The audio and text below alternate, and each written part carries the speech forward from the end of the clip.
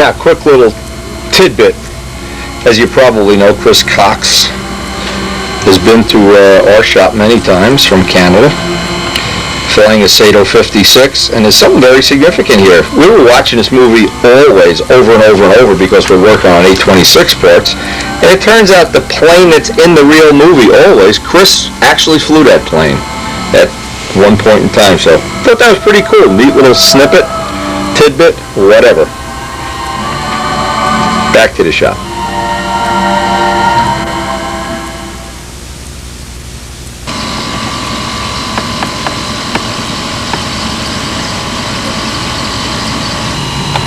I always wondered where Joe got that paint job from. Now we know.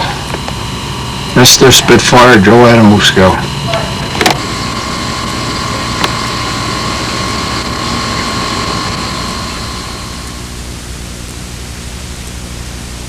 Now on this tape, we're hoping Les is going to be able to make it, even though we've had some real snowy, icy weather.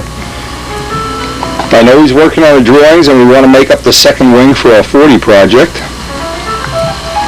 If we have time, I'd like to have Wes's help here, of course. We're going to try to pull this mold apart. This is the mold for Midgley's carbon fiber ring. We're going to be working on that project very soon.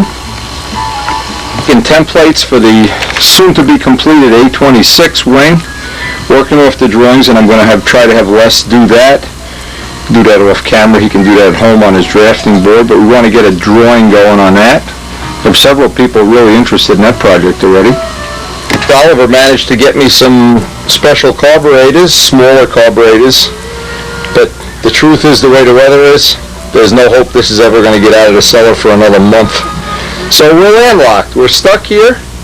And this time of year, it really is fun being in the cellar and working on a lot of these things one at a time, and we bounce from project to project, of course. When we left the end of the last tape, we were in the middle of doing this when we got our supply of Brodak 40s, and we didn't want to hold up production of those. We want the people that are going to get them before Christmas to get them. So the next step on this, as soon as I clear up the mail, is going to be to try to finish up this wingtip and then move on. We have one here that's ready to carve and hollow the outer tip, inner tip. Costello is due to drop by this week with some more drawings that he's been working on our A26 project. But like I said, it's a very busy time of year, just before Christmas now, and we just have so many things to work on. And I kind of enjoy the chaos. I always think this is like the neatest time of the year, when you know you're snowbound and icebound, and you can make that hot cup of coffee, get down to shop, and just have a lot of projects to work on.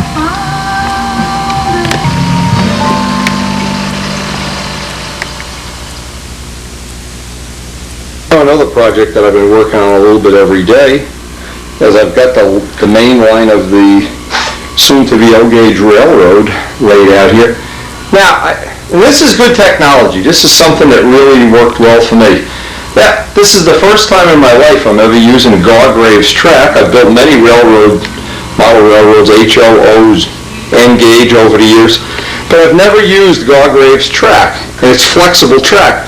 So what happened is, what do you think I did? I went out and bought the Gargrave's video on how to bend the track. Well, I used a lot of the stuff that they showed on the video, and I improvised a couple little ideas of my own that I think have worked well. Here you can see I've laid out, just to get things started, a double main line. Well, I kind of improvised here, and I thank Les for the idea, because I've been watching him make patterns and templates for anything. I made templates out of art paper for every combination of radiuses that we're going to use.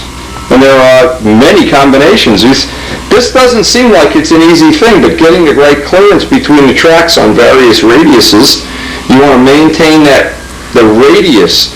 And I found these paper templates to be really super helpful. Now, from this, what I need to do is cut out, in fact I already have some of them cut out, is cut out the exact same thing. What happens on the video, they tell you to bend the track 9 inches less radius. In other words, a 72, you make a 63-inch pattern and then bend the track. Well, because this is all new to me, I took a piece of plywood and made every radius that I could possibly get out of one piece of plywood. The reason I even mention this is because a lot of this technology is the same technology we use on foam wings and making parts, especially the way Les has engineered a lot of our 40 ship. Everything will ultimately have a pattern or a jig that we can replicate it quickly and easily. Well, I think what's happening here, and I'm really realizing it myself, I've saved an oodle of time by buying that Gargraves video. Whatever amount of time I saved, just in not wasting time, energy, money. Then by improvising and going one step even further, I've got so many choices now that when I actually come to do this, I'm not going to work on this now because what's going to happen, the next step on this is Mike is going to put wainscoting around the end, some fancy molding that he's making up. But I just wanted to share a little bit of how this project is evolving. A lot of what we're doing relates to exactly the same thing you do when you build a model plane. And I think that's what's nice about all the things that we do, the crafts that we do. One thing becomes a building block for the next.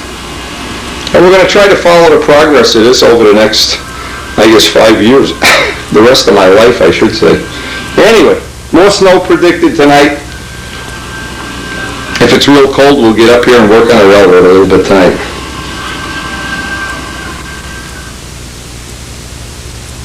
And before we actually get into working on a wingtip or any other part of the video,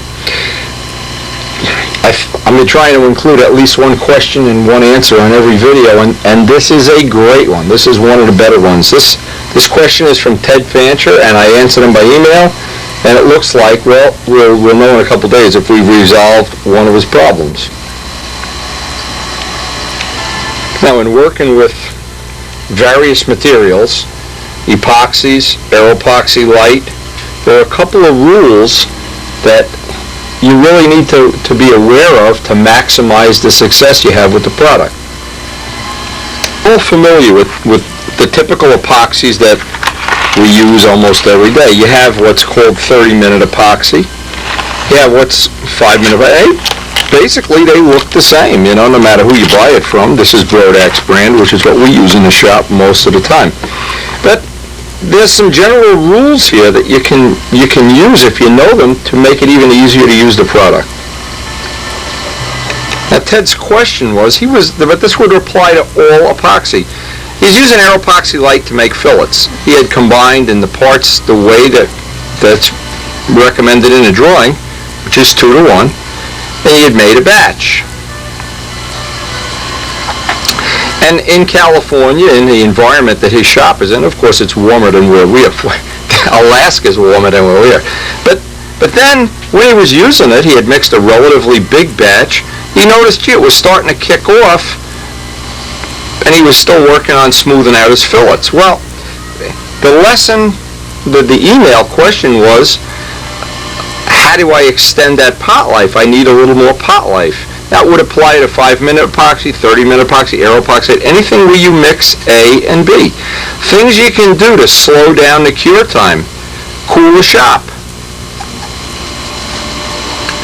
Mix a smaller batch.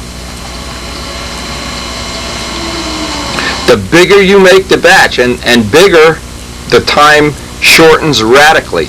Now, epoxies, most or all that I know of, are generally accepted that the numbers they give you, for instance, at 30-minute or the 5-minute, it's predicated on 70 degrees in the shop. Well, in my case, and I always like to in the winter, I like it cool in the shop. So my shop temperatures tend to be between 63 and 65. Well, what that does, by having it cool in the shop, any epoxy work that I do, I have a dramatically increased pot life. Dramatic. I mean, it could be double in some cases. And each epoxy would have a different number, but a lot of them, each degree that it cools, it extends the time by a giant amount. So in Ted's case, the thing I suggested was to run a cool shop. If he had an air conditioner, for instance, that would be appropriate. Another thing, too, you can make a smaller batch. Or even if you need a bigger batch, if you put it in a container, like a 1-ounce cup, lay it in a big jar lid and let it go flat. Make a long, thin area. Now, the reason is here, the material is giving off heat in a very small area. What happens here, it spreads it out, it doesn't get as hot, because it's giving off the heat over a bigger square inch surface area. So it tends to cool itself, and by cooling, what happens when a material cools? It takes longer to cure. So these are just some general things that will allow. Normally air epoxy light is about, and he also mentioned, and correctly so, that I had never, when I wrote the directions for the material, put in the working light, because in my shop, see, I know it varies, and I just assumed everybody knew that. Well, I assumed wrong. So this will help some people. These are some of the things that you can do to just make it a whole lot easier to use the material. Now, we just on the last tape found a way of fixing wing skins with air epoxy light. So there's just a lot of little tips and tricks that you can use with epoxy. I hope these are going to just give you a rough idea of some of the things that have helped us in the shop to make these products easy and fun to use.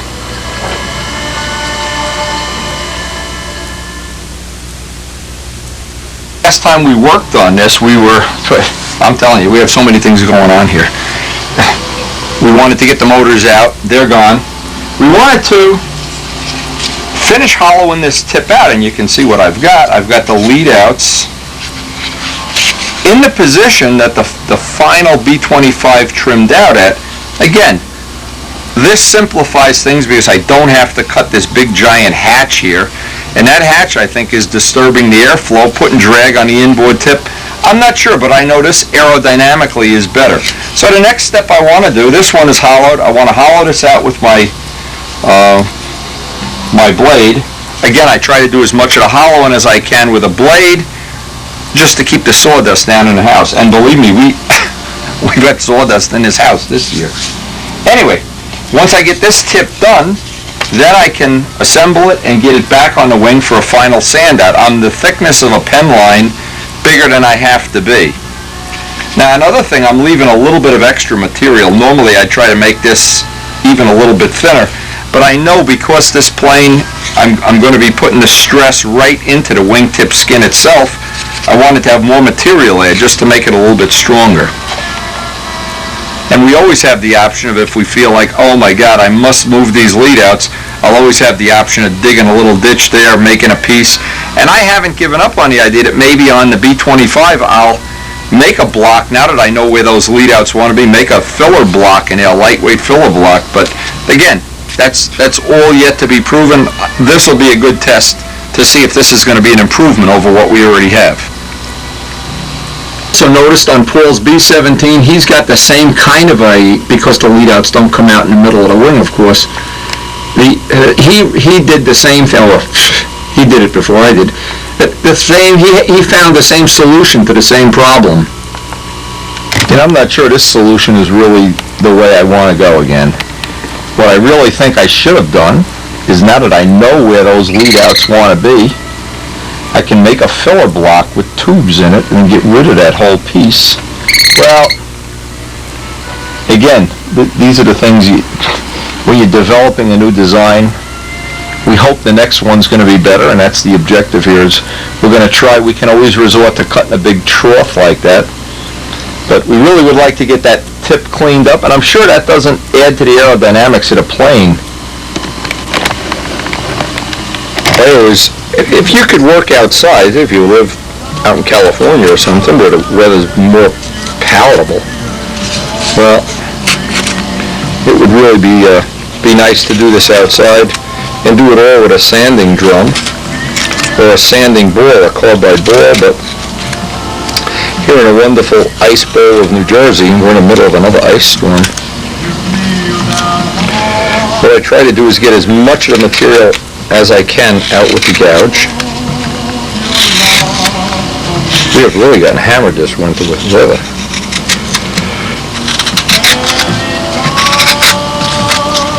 Anyway, just wanted to show I try to take small amounts. The problem with a gouge is when you go to take one big giant, it catches and you take way more than you really want. And of course it's good to just put a sharp blade in. These are XL blades. Put a new blade in on a regular basis. And like I said, I'm going to leave a little extra material in here. Normally I'd thin it out a little more, but just so I have a little bit of strength. And those are not fuel line I originally thought I'd use fuel. This is one size bigger. I just thought it would give me a little more, if those are out of alignment by just a little bit, it won't be dragging through. It'll have a little bit better clearance. A little bit I'll get out of here with a ball end carbide cutter from the Dremel tool, and that's always good to have no matter what operation you're doing. That's a handy attachment.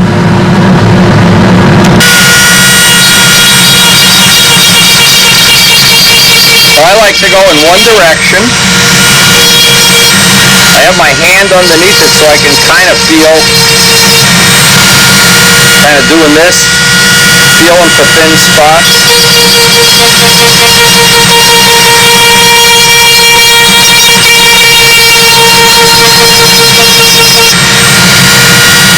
Feel it's still thick up there.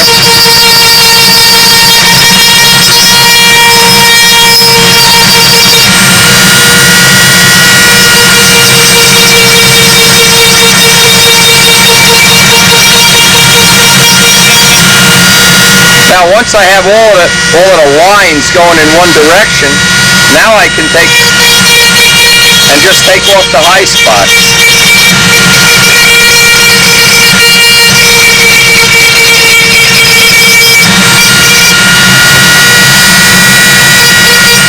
And what you wind up with is something that's relatively quick and relatively accurate. Now I can run my hand down if there's a spot right here feels a little thicker than I'd like.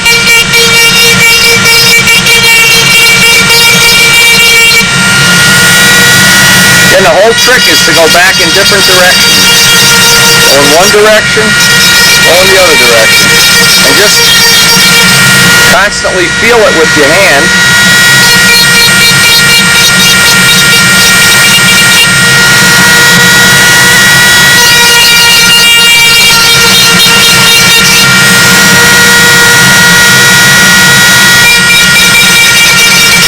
In this case, I'll go on a 45, and I'll go on a 45 in this direction. What I'm doing is not running the risk that I'm going to go through. Okay, now let me just shut this off. These ball end cutters, I got a whole set of them. And these really work well. Scott Smith gave me this a long time ago. I did a demo up by his house. And they're not showpieces. These things are worn and burned, but they never wear out. That's the nice thing. So even though they're expensive, you get a lot of service out of them. See what that looks like up with it? It's a carbide cutter. It'll never wear out, even if you're carving hardwood or motor mounts or whatever. Part is going to be just a piece of used rough sandpaper. Get out that last little bit of material and leave a relatively nice surface in there, just for workmanship's sake.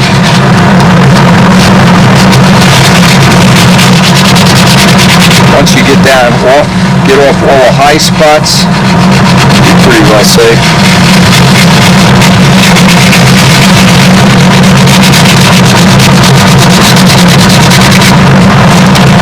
And I can feel that and see if there's any spots in there where I'm not happy with it. You can see it's just basically a shell, just an eggshell when we're done with it. Now I'll do the other one off camera. We'll be ready to join them and mount them back onto the wing. Next step, because we have these so thin, and you can see how thin that has become, I've hardened up this area only because it would be easier to put that finish on without having the wires in my way. I want to take some thin CA and just harden this wood up in this area. I know this will go a long way. Add some strength, spread the load. Look at that smoke, wow. That's basically because we have so much sawdust in there. That'll reinforce that. Now I'm ready to join these together. What I need to do is go over to my flat surface. Put these on my flat glass plate and tack them together. And that's a good wing tip well, assuming you had a traditional plane with the lead outs in the middle. I think that's going to be one more part of the 826 that we've got in the bank. I'm old-fashioned about this. I always like to tack it together in just a couple of spots. I'll explain why in 1 second. Just a couple of tacks. Because a lot of times when you carve wood, the wood springs open or it gets smaller. Now what I want to do is, before I actually install this, I want to make sure that I haven't distorted this. And if I have, I can put a little baby support in there. I just want to tack this, and then I can get an idea of if I need to spread this or not.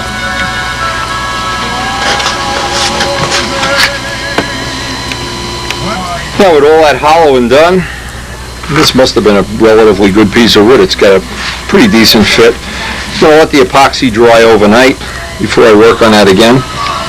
In the meantime, we've got so many things going on here. We're going to be bouncing from project to project to project, but always best with 5-minute epoxy, I find out, or even the 30-minute, like I said earlier in the video. If you let it sit overnight, and we're in no rush to work on this project, the thing you buy is this sanding joint. When it's done being sanded, it will be a lot better than if you rush it through and it's very soft. The other thing that I'll do right away, I don't want to even wait on it, I want to crimp the lead outs, because what will happen if the lead out falls into the wing right now, I got to cut the wingtip off to get it out. So the next thing I'll do is, in fact I'll do it right now while I'm thinking about it, get these lead outs crimped, make sure everything's free in there. Now I use the same crimp that I used, well, for over 4 or 5 years on the bell cranks, but what I want to do is I want to leave enough material when it's at full deflection. I want to leave just a little extra material, so if I ever have to repair this or somebody kinks it, and that can happen, especially a larger model putting it in and out of the car, I want to leave an extra inch or so, and that'll allow me like a safety factor. So I'll mark these before I put the crimps on. I'm going to use a special crimping tool that's made just for these crimps. And you can see what these little crimps look like when they're actually a figure 8. And they're made specifically for this wire by the company that makes the wire.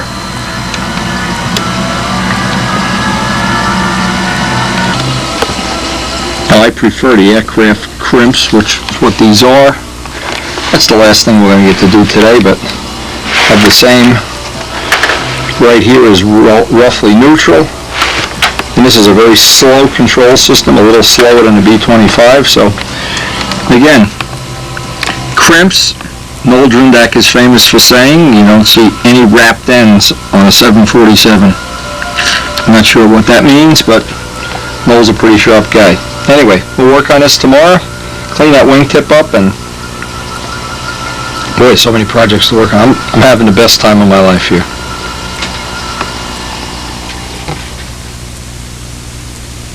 Now today, one of the little goals I had, I was hoping, get the inboard tip finished, sand it out. That worked out real well. Lead outs crimped. The next step on this, I originally thought this was going to dry for half an hour or so. Yeah, it wound up drying a couple of days. Anyway, not to make a big deal out of it, but it's time to make a tip weight box. Now, with this tacked in place, the first thing, and this would be the same technology we're going to use on, not a whole lot different, except for one thing. I want to be able to put a Zetron battery in here, so I need to make the tip weight box maybe just a little bit bigger than it normally would be, but I'd like to get the battery as far forward in the wing as possible to help the CG, and I'd like to get the box big enough that it's convenient to take it in and out without being a problem. As you can see, I always leave just a little bit of extra material there, so the first thing I'll do is put a piece of green tape on here, and then carve this down to the green tape, carve and sand it down to the green tape. I'd like the outside shape to be very close. It's not important that we keep this real light at this point in time, but I would like to keep the rate as far forward in the plane as possible. But of course, the purpose of the tape, ordinary masking tape, is just to make it easier to work down toward that final skin size.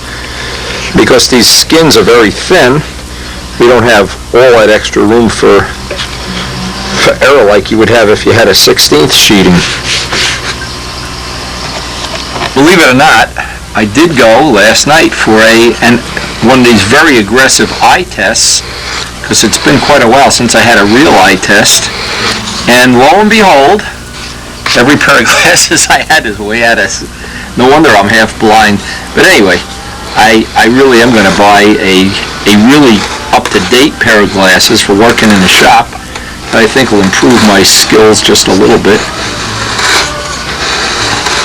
Anyway, in this case, what I want to do is I want to go right down to the tape, then do the rest with a sanding block. First thing I want to do is establish the outer size of the wing, the outer skin thickness and size. And I like to make sure I'm keeping the tip symmetrical, because I really think there's going to be an advantage to not having that big trap door on the like we have on the B-25. And what's happening, this wing is coming out over an ounce lighter than the B-25 wing, even though it's basically the same wing. Part of that is because we don't have dihedral brakes and all that extra glassing, but it's still an ounce lighter. And in the final analysis, that's going to, every little bit helps. So, first thing is I want to get the shaping done. When I'm happy with that, then I'll go over, take a rough sanding block, and do the rest with maybe an 80 grit sanding block and get right up onto the green. Now, it's always nice, not only from an appearance point, but an aerodynamic point of view, if you can get a really, I call it a perfect blend, where you can't really see the joint where the wingtip block starts and the sheeting ends. And on a foam wing, that's kind of an easy thing to do. A little more difficult, say, on a built-up construction, but one of the advantages of this type of a wing, foam wing, not having to deal with open bays, things go relatively quickly. Now, we would be doing very similar things on the Testarossa, on Les's plane, but having a technique for making the box, something that you can use on pretty much on any plane. You use it on an Nova, a Profile Cardinal, a Ted Fancher plane, or whatever. Doesn't matter. Having a technique that you can just go right through and do things, and do them sequentially so it makes sense. You're not making extra work for yourself. That's one of the things I hope you can pick up off the tape. Now that is pretty much going to be ready right now. That's ready to get a brand new blade, pop the block, and be ready to start working on the tip weight box.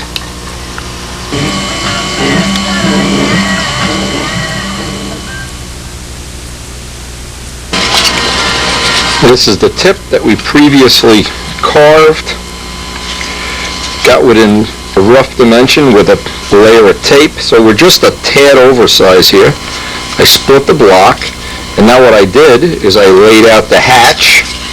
Now, I want to give a little step-by-step here. A lot of people have, it seems like, more trouble making a tip weight box than you can imagine. Well, the way that I'm going to show here, I've shown on several other videos, but the first time I saw it done this way, it was done by Lou Dudka. And I always believe in giving people the credit they deserve, and he came up with this little system. And it depends on two things happening. Number one, that you have a block that splits right on the center line. Well, that's real handy to have in a lot of cases, because in most cases it's very convenient to make a wingtip this way. You wouldn't normally want to waste a 3-inch block, or in this case a 2 1/4-inch block or whatever. But what happens is, from using that center line, we have a perfectly flat area that when we bolt the box in, by using this as the base, the base will bolt right in. It won't be crooked, it won't be off on an angle. And the first step on this is to come in here with a brand new jigsaw Dremel blade, cut this out, and it's going to leave, usually I'll cut it back here, it'll leave one saw cut when we're done. Now that one saw cut I'll fill in with scrap. In fact, I'll do that so I can show the way this type of a tip weight box goes together. Now keep in mind, there are a lot of other ways to do this. Several times I've seen people, I think Ted for instance has a little copper tube, or maybe it's on the bottom, I don't know what. There are a lot of other ways. The things that I think are important here are worth mentioning is Normally, I wouldn't care about making this tip light, but in the unique case that I'm working on, I want to have the tip as light as possible for two reasons. It'll allow me to carry a bigger Zetron battery. Now, normally what I'll do is just trim with lead, of course, and then at that point you can kind of put the hatch on and forget about it. But in our case, we're going to be taking this hatch on and off every time we fly the plane, use the Zetron to just replace the battery or recharge the battery. And we've come up with a real cute system that Sergio has that we don't even have to take the battery out now. We basically have a little tiny jack and a fast charger we can jack right into our motorcycle battery we use to start the engine, just jack it in between flights and let it recharge. So that's another thing we're going to work on. But for right now, I think this will help pretty much everybody that's carving wingtips using this system.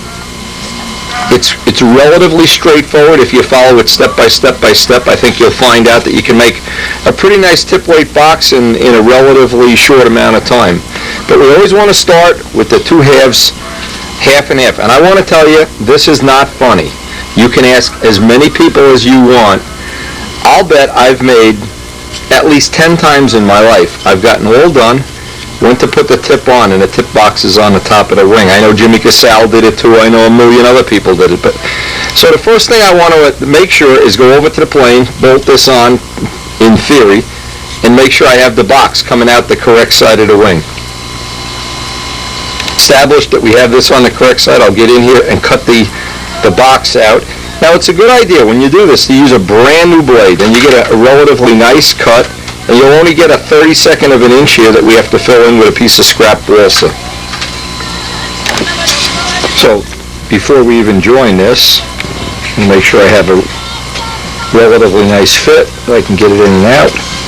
And I'll sand all these edges smooth with a sanding block, dress them off. That'll give me even a little more clearance, because once we build up a dope finish on that, I don't want to have this that it's a difficult or inconvenient thing to take in and out. Now I want to make sure I keep the 90-degree angle too, because having this piece, it's like having your cowling. When you have a composite cowl and then you use it to match up the fuselage side, I want a little bit of a radius there. This should give me, hopefully, just enough clearance. But also, what it does is when I drop it on, it gives me a perfect fit. If I leave a little perimeter, or in this case I'm going to leave a front and back, a little shelf that this rests on. You just hold this on a flat surface. I'll put a little CA in there. Make sure that doesn't move. I want it on a flat surface. Now I can trim the rest of this off with a brand new blade. Use a big sanding block to just dust the last little bit off. And I know I have that part. Now what I want, before I go any further, in case I've distorted this in some way, I want to make sure I have a nice tight fit. I want to also make sure, of course, when there's the test, square peg in a round hole, of course, that this comes out. And a lot of times you get an edge catching or something. So what I'll do, I'll sand this down, get this cleaned up too, and then we want to have that fit as the next step. And you can set the clearance just by taking a little bit more material off, or a little less. Now once I get it set, and once this tip box is done, and I'll seal all this up with a coat of thin CA, and that'll give me a nice hard edge to work off also, all these edges. If I just touch them each time I sand the part, I'll build a nice radius there to work with. But what I'm looking for is a real nice fit where that can just drop right in place. Something that'll be convenient to take in and out. And I think that'll be fine. What I'm going to do is just holding this in place, lay this on a piece of flat table, flat glass, and I want to mark where our edge will reside, because I want to leave a little bit of a shelf up here and a little bit of a piece back here. I want to set in. The next step on this is going to be to set in the piece that's going to be ultimately be the cowl mount. Before I do that, I want to know where this is. What I want to do now, I want to leave maybe that amount up there. And the rest of this, now I can take the ball end mill and hollow this all out. So this will be my cavity where the Zetron battery will wind up being. Now I just took the ball end mill, took that material out. Now I want to take this little piece of material that I just marked. This will be our, right now, our temporary. I'm going to cut the edge here. I'd like to get this to sit. This is 1/8" light ply. I'd like to get this to sit, just a piece of scrap, level with, if I can, perfectly level. Don't want to glue it in right now. That's going to be my, if you can picture this, when the other piece is on and this block sits down here, well, you can figure out where that's going to go. So now what I want to do is I want to drill both of these pieces at the same time. First what I'll do, and I really could get away without doing this probably, but I'll recess a little piece of 16th plywood in here. See, what I'll do is I'll take this piece out.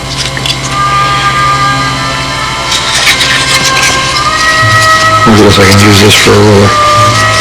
What I want to do is just to give me a little bit stronger surface for it to lay on, I'll take a piece of 16th plywood scrap here.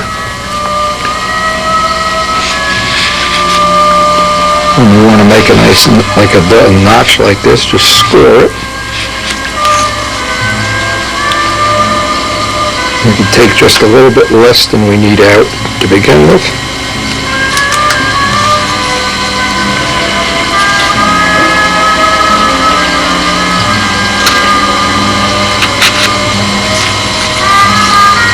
I can just take the last little bit out with the sanding block until we have that piece sitting flat.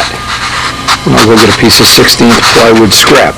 Because the trick here, once that's in place, is we're going to put this in place. We know where the perimeter of this sits. Remember, one step follows the other. And we're going to drill right through this in one shot. Now, you might think, well, how do you keep the bolt from getting crooked like this or off? Well, because the first thing we're going to do is put this in the drill press, and this will drill this piece perfectly straight. Then by taking this piece off, this will be our template to drill a piece underneath. We can then take, and I'm just going through this other thing, we can then take our blind nut, bolt, screw, the whole thing. And this piece will hold it in place, and we'll just touch it with CA. So we're using one piece. This is really important technology. We're using one piece to line up the other piece, almost the reverse order of how you would think it would be a good way to do it. And this way, we'll just follow through on a step. This way has worked so well. I really think this is the best way to make a tip weight box. 16 scrap, and I just want to make sure that if I haven't sanded this enough, and I haven't, it's a good thing I checked. So what I can do is, a Bud McKnight sanding stick is always or AKA nail file is always good for getting an exact fit, because it has a nice square edge too. I want to get just enough material because it's important. Remember, one step sets the next. Okay, that's nice and smooth. Just to make sure that that piece is in perfectly flat, because that is one of the key things. Okay, so now what I can do, I can measure out right about in the middle here.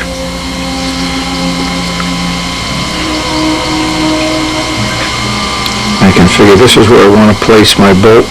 I can drill down here with it right through on a drill press with an 1/8" hole, and that'll ensure that I get the bolt in nice and straight. It isn't off to one angle, one side or the other. What's important here is get this hole, I think, 90 degree in every dimension.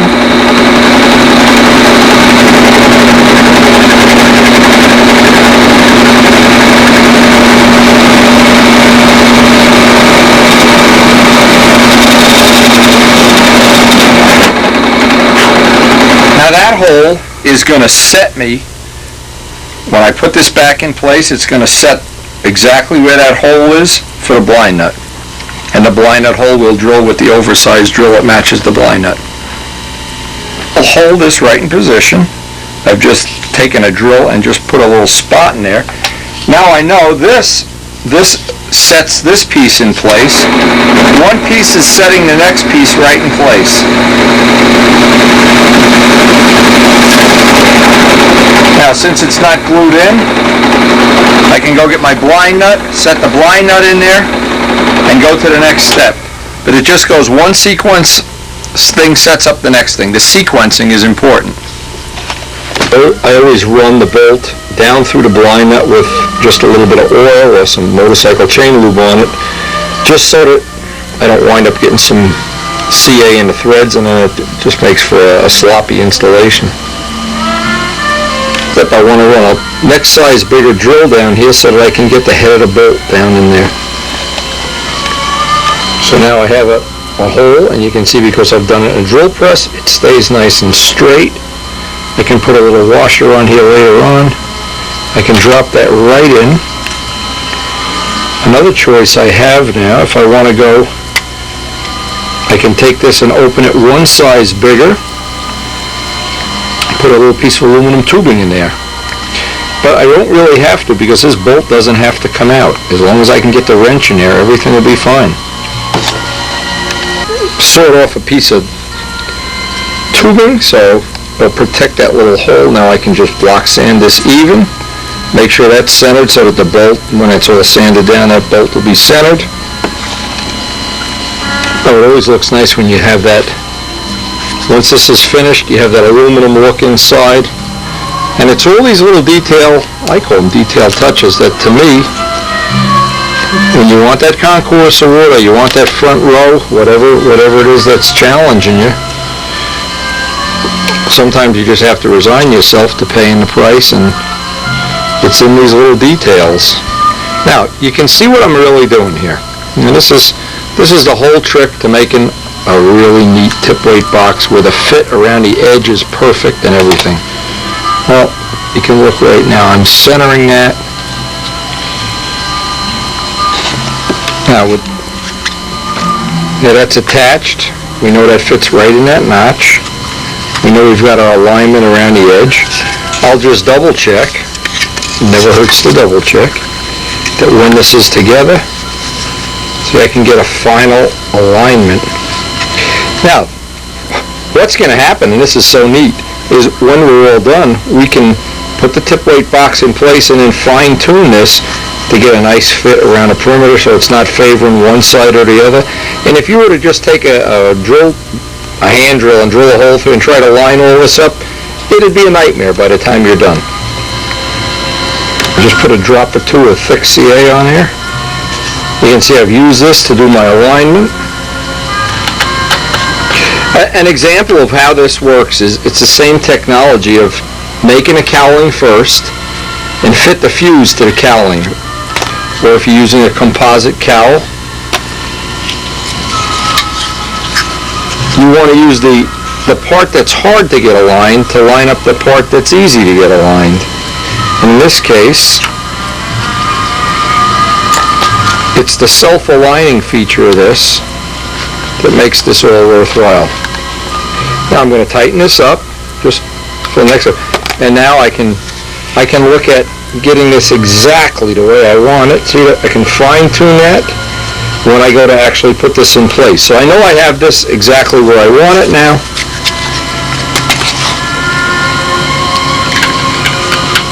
Now the next step on this is I need to do two things. I need to hollow out the hatch, leave myself a little ledge up here so that this sits perfectly flat, and also put a little piece in here. I'm not sure where I'll put it. Maybe up in the front. Not really important. I'll go get a Zetron battery, make sure it fits in here. I want to put a little bolt on a piece of plywood so it'll hold the lead weights in place. Now if you didn't have a Zetron battery, that would be your primary weight. So I have a V25 trimmed out with one piece of lead, quarter ounce, and a Zetron battery.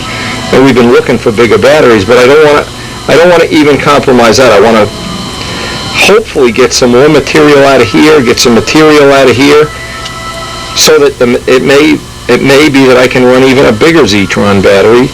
That's yet to be proven. But right now I just want to make myself as much room as possible in here. I'll cut some more of this wood away, because another thing I need to do is I need to run wires down there. The battery and the Dean's connector will ultimately wind up on there. So I want to make as much room as possible that it's convenient to get in and out of there. Piece of 1/8" plywood with a blind nut. I ground the head off so I'd have a little more clearance, and I wanted the bolt to stick straight up and down.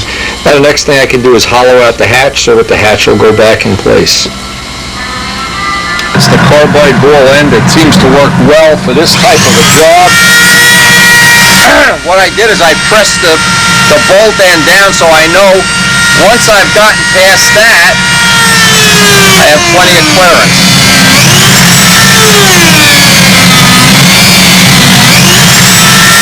And remember, normally you wouldn't have to hollow these parts out as much. For this, it's only because if I can get rid of a few grams here, it means I can use a heavier battery. And normally I would glue in, in fact I think on a B25 I glued in some weight. But you can always get that out just by hitting it with a solder iron anyway. I'll leave that perimeter shelf.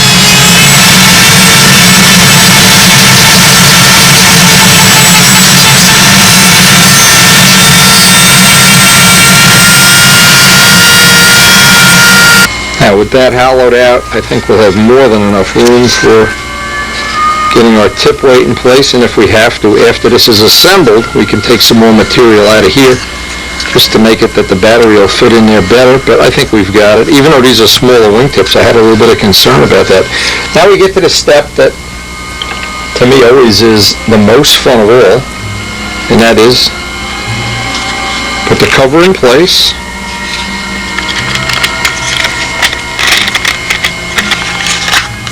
I just think this system, and I have tried I have over the years tried many systems that I thought, oh boy, I'll beat that, so yeah, we'll put that to sleep. Well, and this one always wins. Now that cover is in place. Now I can just take and I can set, now if I really wanted to, I could even set with pieces of cardboard or paper or whatever, set that in position. I can do it this way on a flat surface too. Check that'll work fine. Just check that I'm up okay there. And the first thing I want to do, now I don't want to glue it. Right? I've done this before too, is I've gone, and what happened? Then the box is glued in place. So what I'll do is by having it on a flat table, just put one tiny drop there, one tiny drop there, let that kick off, let that hold it in position. And I know how many people have, well, let's tack it back here just so it stays in alignment.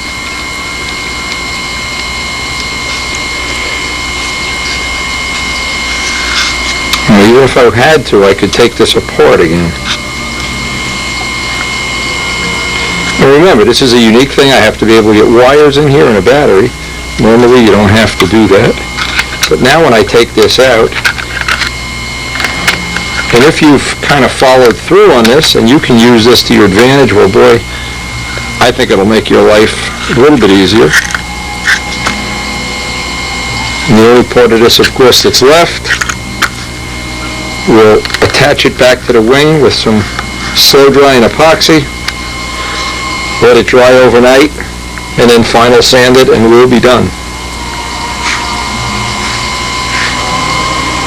Did just a little more hollowing, but keep in mind the only reason for doing this extra hollowing out here is because I really, if I can, I'd like to take advantage of a little bit bigger Zetron battery.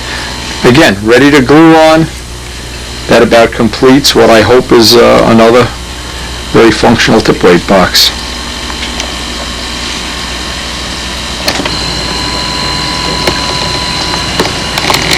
After a full sand out, we've got another milestone, well, a real nice start on the A26. And having this in just as a model that's finished that we can just compare and go back and forth, just going to make this building of this second version of the A26 is going to be, I am assuming, a lot less work than the B25, but time will tell. And we have some real special ideas about what we're going to be doing with that in the future also. We start the day off. Les says, how many pieces of wood here?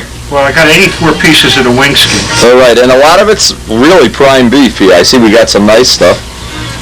There's even some light stuff, Wendy, that actually has sea green and it'd be great for the trailing edge. Now, let's see what pictures you have here. Your name is, let's get this on. John. My name is John. And, Okay. I stopped by to show Wendy some of these pictures. This was a first run at this particular type plane. It has retracts. Oh, this is the same one we saw that had the retracts, right? No, this is a different version. This is a lower version with modifications that work.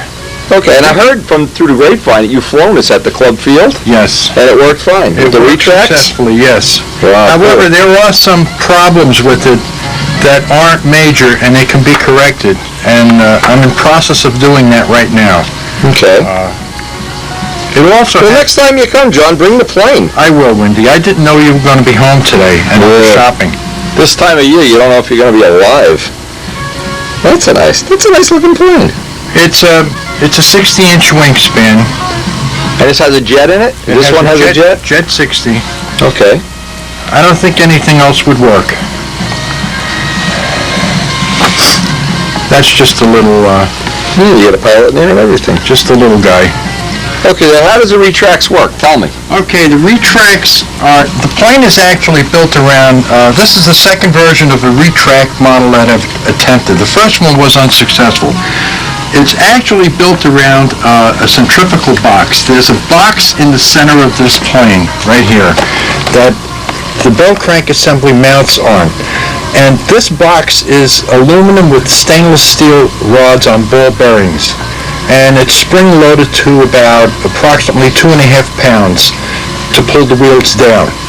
Okay, what happens is, with the amount of offset you have on the rudder and the amount of pull that creates the centrifugal force on the plane, what happens is after you take off, there's a down-and-lock mechanism. With a certain amount of up control, you trip the up and down-and-lock mechanism, the centrifugal plate moves in, push rods consequently move, and gear comes up. Now, in theory, what happens is when the engine stops pulling, the 2.5 pound spring-loaded tension should be enough to get the gear back down.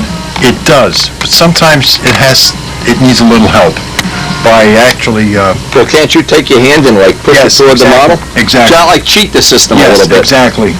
Other than that, it works. I was very pleased with it, and... Well, I heard Tommy Hampshire said he saw it fly at the field. That looked pretty cool. But in any case... This year, we're preparing, my whole family, of course, is preparing for a wonderful Christmas. We've got loads of presents, as we always do. It's a great family time. We love running the trains. We love having our little village under the tree. And there's always something that happens. And I mean, this year we had an exceptional thing. This may not be funny to other people, but I just think this is the funniest thing in the world. Our neighbors, and we love our neighbors, they're great people. But this is the first year they decided to really decorate outside their house for Christmas. Now check this out. I'm not kidding. This is so funny. This is their Christmas decoration. So they have this thing that has an inflatable pump, and it pumps up Santa Claus at 4 o'clock or 5 o'clock every night. It's got a light inside. But in the morning when I go out to get the paper, I'm up on my porch, I go out to get the paper, it looks like somebody ran Santa Claus over. So anyway, my neighbor, having a good sense of humor, I got his personal home phone. Hey, by the way, they still have our birdhouse out there. They should have put that away for the winter. Then we did. I called his number up, and I did one of these warranty things. Hello, Mike. This is the Rutherford Police Department, and we heard you killed Santa Claus. Would you please report to the police station immediately? We have somebody here, some reindeer looking for Santa Claus. Anyway, I thought this was priceless, but this is part of the Christmas spirit, I guess, is pulling pranks on your neighbors. Just look at this thing. There's 100 of these in town, and they have the only one that doesn't hold air overnight. Hard to believe. And I have to come home every day from doing the mail and see this thing. His dead Santa Claus out on the lawn. Unbelievable.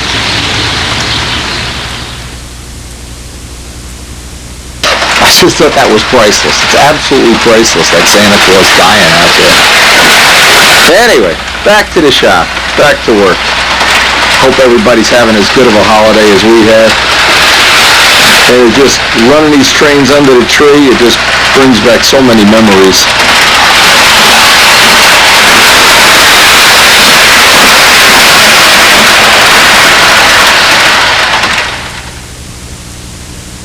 I had a full confession. The reason that Santa Claus next door doesn't hold air, Chicky put a hole in him. All right, what are we doing here, Chief? We're making crutches today. Les is, as usual, about halfway through the cup of coffee, his eyes open, he starts, sounds like a diesel engine starting up in the morning. All right, what are we making today? Okay, basically, we're using a lot of wood to get to a point that we really want to get to. Here you have your maple motor mount, and because now the fuselage is going to be so much wider at the back, you don't want a piece of maple this big. So what we're doing is we'll put a bevel on the end here at 45 degrees. Piece of basswood, which is light yet fairly strong. It's even lighter than spruce, by the way. Looks like 10-pound balsa, right?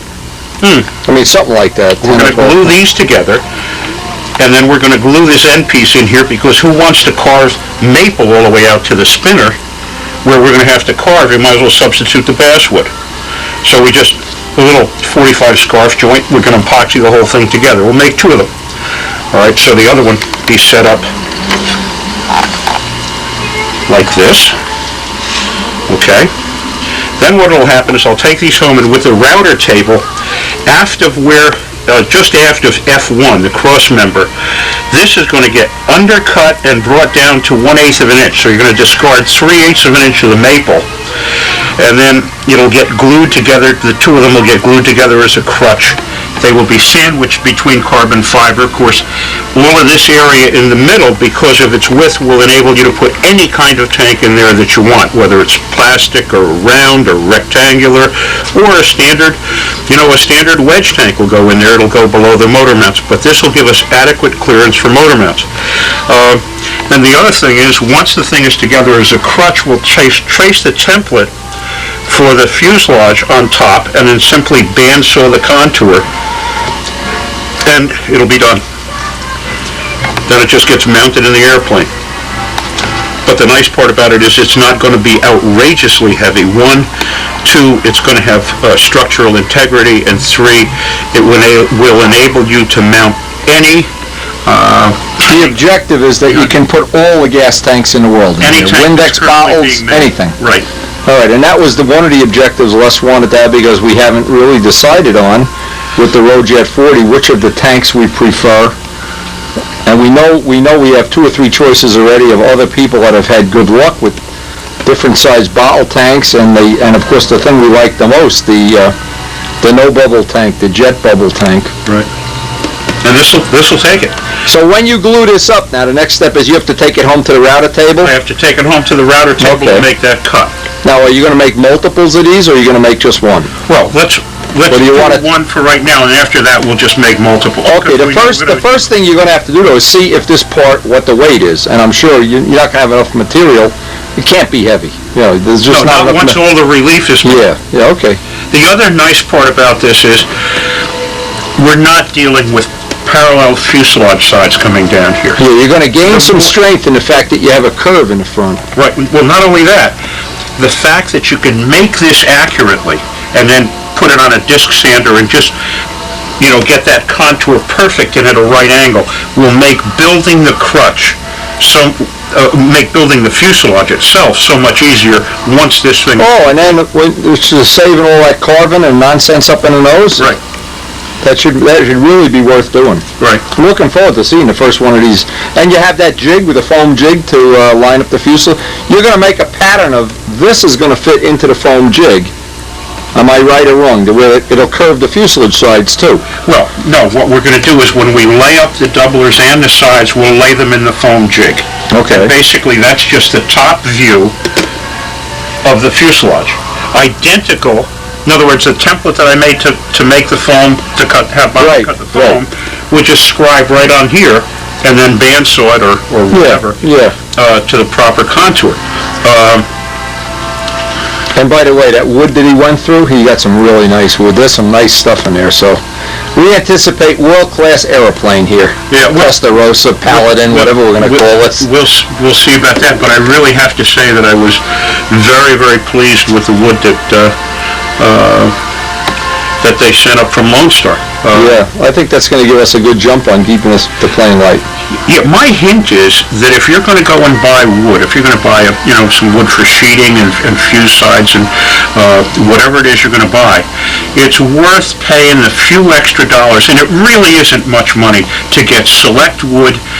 So much more of what they send you is wood that you're going to want to use. You're going to wind up using, not wind up on a sanding block pile. Right. So my own personal opinion is pay the additional money for select wood, and that's what you're going to get. You're going to get good wood, good grain structure, decent weight. This is the first time I ever had just we got to record this for posterity, the first time I ever had the Mike's Train House engine fired up.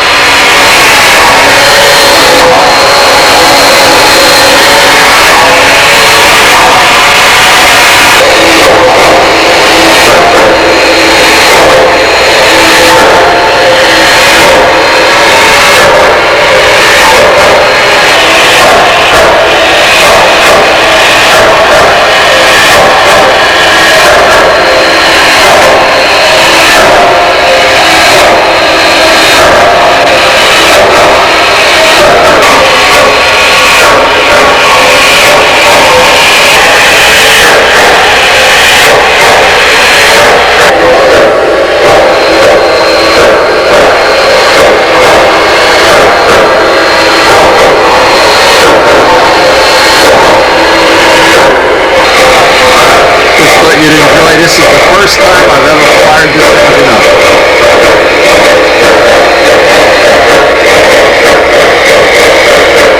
Mike's Train House Allegheny, for anybody who doesn't know what these engines are. They're all remote controlled, by the way. There's no transformer as such.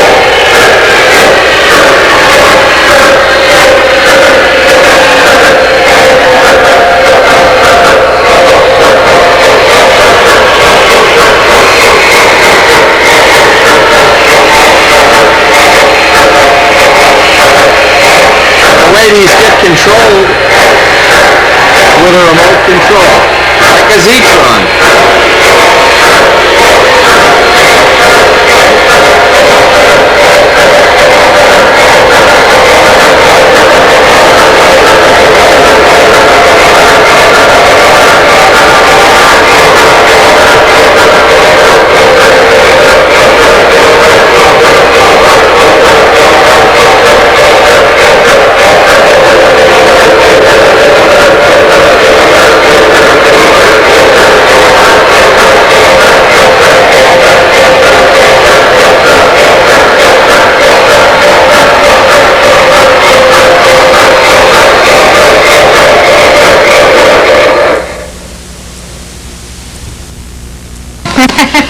Is that going to be fun?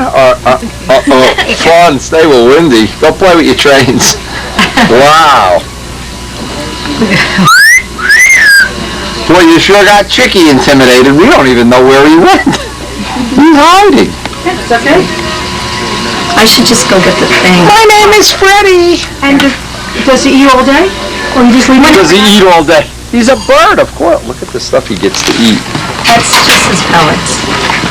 Okay, so you keep pellets in there all day long, and this is his treat, like once a day you give him some treats? He loves to be out twice. He's going to be out all day. He's not going to want to go in that cage. Where should he go? I don't know yet. He flew away. He's gone. Look, and he holds it with his foot like a macaw. Of course I'm a parrot. What do you think? I'm a parrot. Totally disappeared.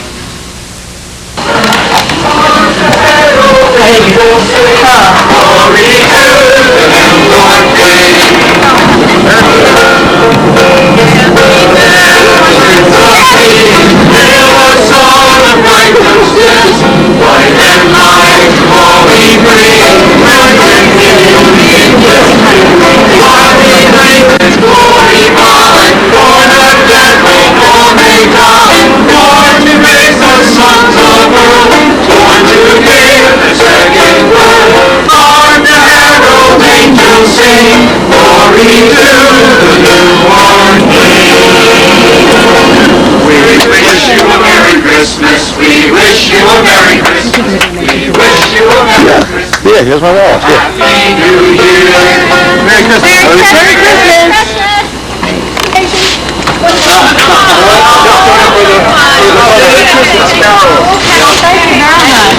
Watch out, these people killed Santa Claus. These are the people that killed Santa. Where's Santa? What did you do to Santa, Chris? You're on TV. Look at Santa. Where's Santa down there?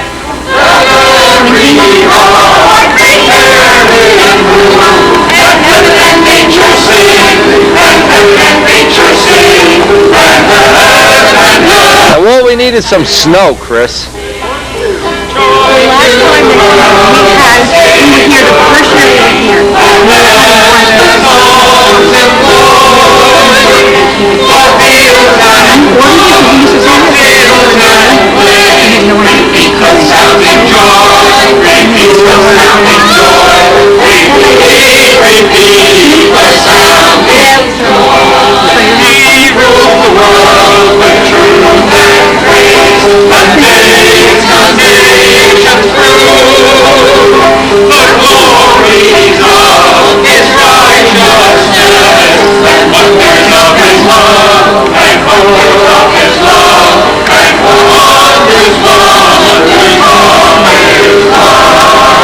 That's what happens when you buy a... Hey!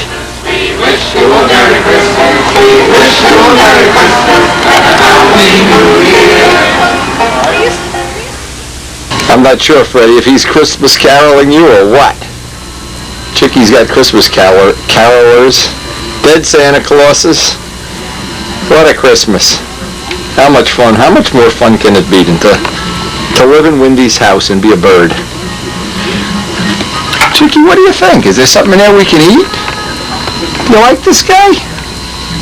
Freddie's a lot of fun. Freddie, you're not going to bite me, are you? Chicky, are you going to bite him? I'm not sure these two birds are going to be boyfriend and girlfriend pretty soon. I'm not sure what they're doing. Chicky, that's not your cage. I don't want you pooping on that cage.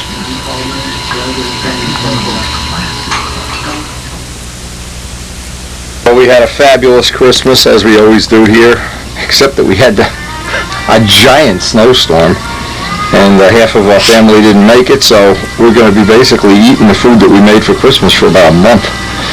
Anyway, to bring you up to date on what we've learned, Dave Midgley has done some research with 3M, got them to send us a sample of this material, which is supposed to be guaranteed not to melt foam. We're going to do a little test. Again, I think I've used 90 already, and it does melt the foam, but again, there are various types of foam, so maybe the people at 3M aren't on the same page we are. So we always do your own test. Listen to that, Freddie. Freddie, shut up! And as I suspected, I did the 3M90 test on a piece of used core under Les's notes.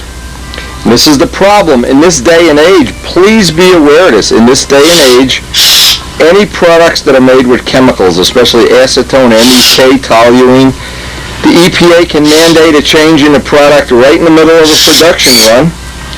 They don't get to make new labels up, but what happens, you basically, the customer, get a different product, even though the can is the same. So always, always, in this day and age, do the test. That's a very valuable lesson learned, even if you, like Dave, are dealing with the people at 3M who should know this stuff. This product is supposed to be good for it. Shuts sun conures up. I'm going to glue your beak. I can't even shoot video. I've got 2 weeks with him here. 2 weeks of Freddie Fuqua. 2 weeks. Forget it. So in the mail today from Dave, got a lifetime supply of paper towels here. I think this is, if it's what I think it is, it's the Mandrel for the 40 size tune pipe that's going to go in this ship. And Les has been spending the Christmas time that we've been away from shooting video by making some drawings for both the 40 ship and the 826. He's going bye-bye. Anyway, this is our 40 Mandrel. Beautifully machined by Dave's Machinist. Now, first thing we have to do is put a steel plug in here so that we can hold it down on a table and pull the pipe itself off once it's cured. Listen to him. You're going in the back? You're out of here. He's out of here. Side of an oven? Man alive. And look, he doesn't like to be touched. Freddy. There's no biting when... I'm not putting up with this. People don't like pellets that much. There's going to be to drill and tap the end of this for a steel end, the same as we have on the 260 mandrels that we use for making the pipes. Again, this is solid Teflon. A piece of material this big is about $350, so you really don't want to take any chance on ruining it. And one of the things I learned from all the time we made buckets of mandrels made out of aluminum. They always freeze up. They always lock up. The Teflon mandrels are so much better. You got to kind of pay the price right up front. And we hope this is going to go on to be the standard pipe for the Richard Oliver 40. And Dub is going to make the little back pieces. We'll make a test piece today if we can get out through the snow and fire up the oven out in the garage. At the Teflon, it drills and taps beautifully. And what we want to do is get a steel end on this. Otherwise, what happens, as you're taking the parts off, this end starts to mushroom. And that's about the aluminum does too, so I want to get a nice long piece in it. Also, when it's in the oven, it gives me something to hold it up onto.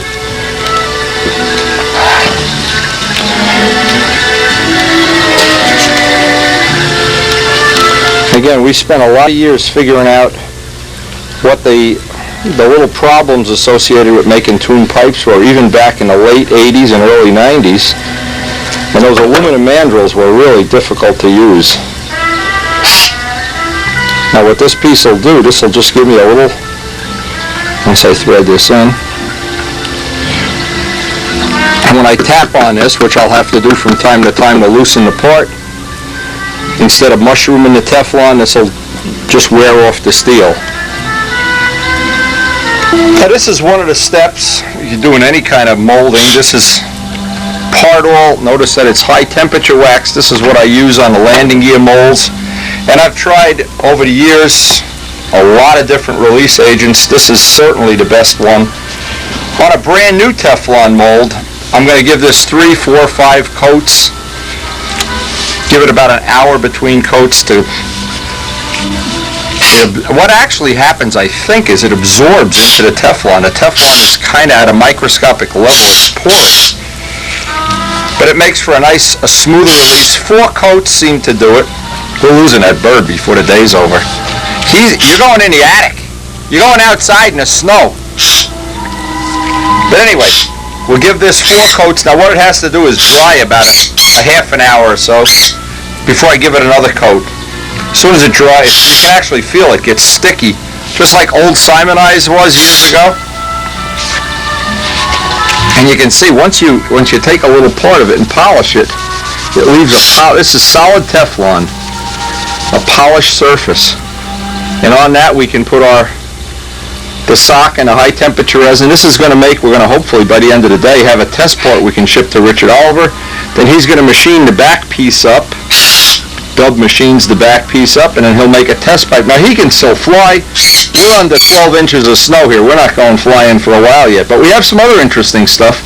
So while this is in the oven, we can be working on some of the other little projects. Again, it's not only the 40 ships that we're working on, the A26, and we're going to work on making a voice restriction for this bird. How about a tune pipe for a bird? This is the second coat. Now what we're trying to do is make the equivalent of a kit. Get a lot of the parts, like the wings, where we're satisfied with what we're going to do. Les has made, I think, 3 or 4 crutches already. But sooner or later, we're going to have the equivalent of a kit. And then from that kit, we hope we're going to have a nice, accurate set of plans. And maybe a quiet bird. Maybe we'll give a free bird away. First prize in the 40-tune pipe contest. Second prize, 2 weeks with the bird. The high temperature resin is a resin that we get from George Spar. You can see how thick and, well, I don't know, the high viscosity, I guess is the right word.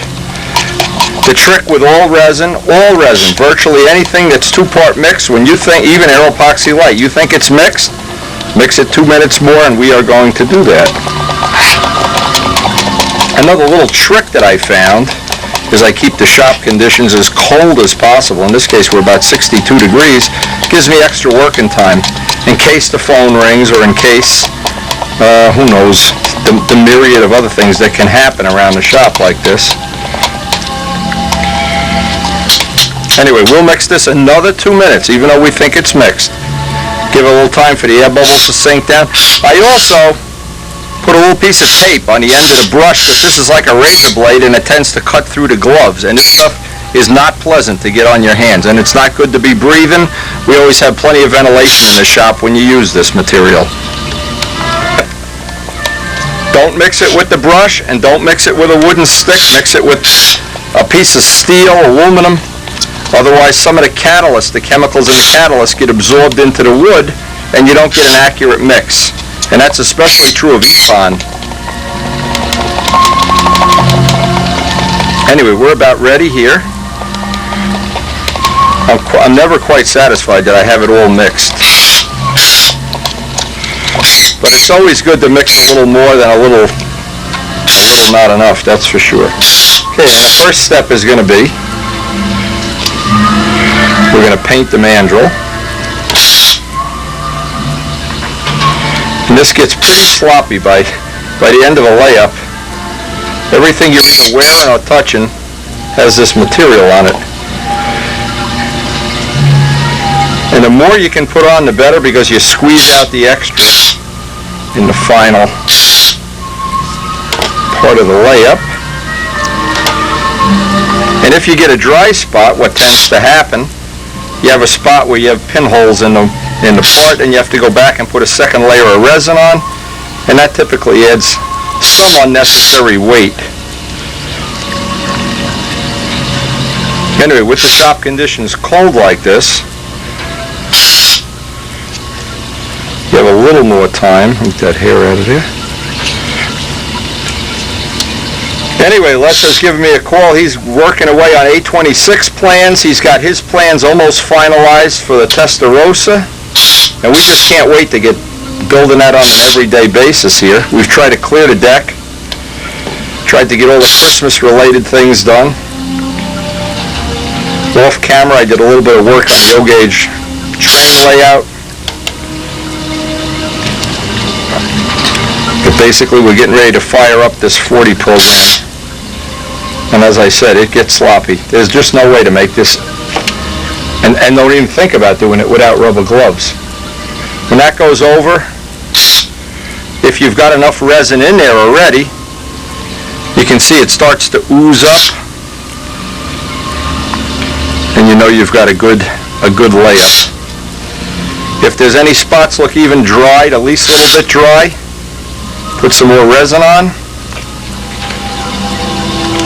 Again, it's a balancing act between having too much resin and then the part weighs too much, or if you have dry spots, then that's just as big a problem. And that's ready to go out into the oven. Mail for the B25, I got some things, some lightweight thrust cones, thrust washers that Tom Hampshire had lightened up, and we'll be working on a B25 while some other projects are going on here.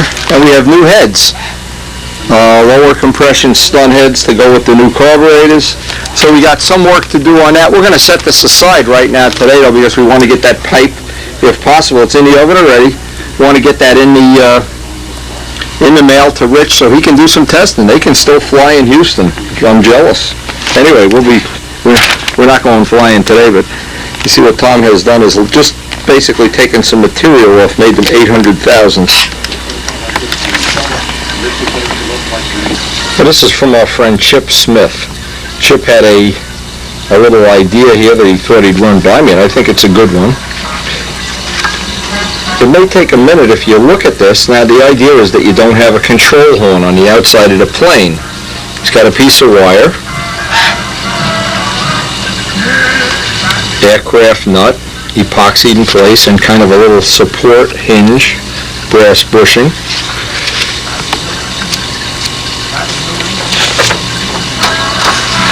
Anyway, what you would see through the bottom of the fuselage, you would just see the Allen head, which would turn the rudder to the plane. In fact, you know what I'll do? I'll send these into Stunt News, see if they can use them.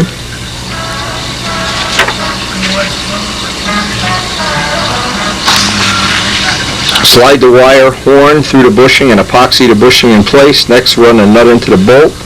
Then slide the sleeve over the bolt, JB weld the two flat ends generously and slide the sleeve over the connection. Epoxy the plywood mount inside the fuselage. Be careful not to get epoxy on the nut of the bolt. Anyway, from Chip Smith, we'll see if they'll publish this in Stunt News. They're always looking for little inventive and creative things, and this is certainly one of them. And we'll send Chip Smith a free video of the B-25 flying. What a deal. Send him that bird, I think. Here we are. What a thing of beauty that is.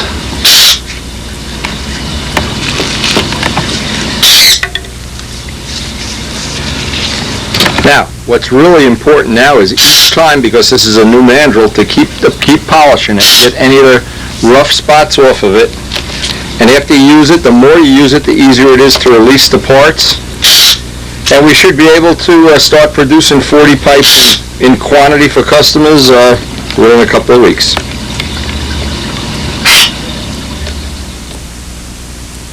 Now we're going to have Elliot Scott here for a couple of days of visiting, socializing, and modeling. I hope it's going to be a great visit.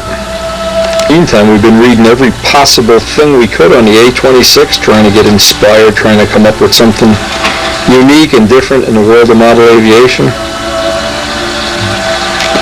And I'm sure we will. I'm sure we will.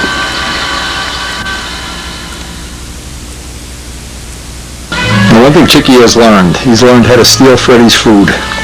This is so bad. Freddie, we have work to do, Freddie, and you two guys are being bad. They've become like a band of brothers. He still takes his food. And every once in a while you wind up and they're both in the cage together. I don't know. It's a good distraction. Doing the fresh from his trip to England, from England. Hello.